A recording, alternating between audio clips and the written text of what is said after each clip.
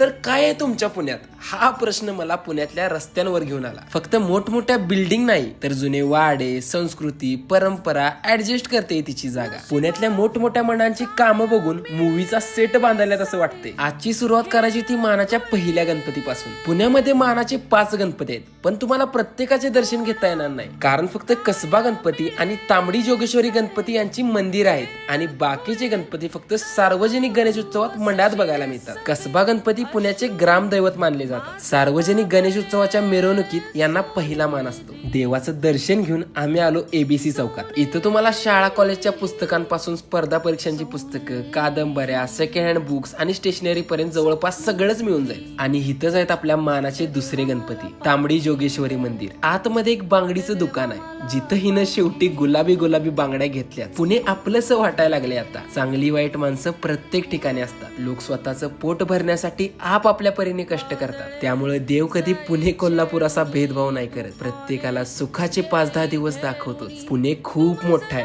पुढं बघूया अजून काय काय पुण्यात. तोपर्यंत पेजला फॉलो करून घ्या. भेटूया अशाच एका नवीन व्हिडिओ मध्ये. चला आत्ता काय निवांतच.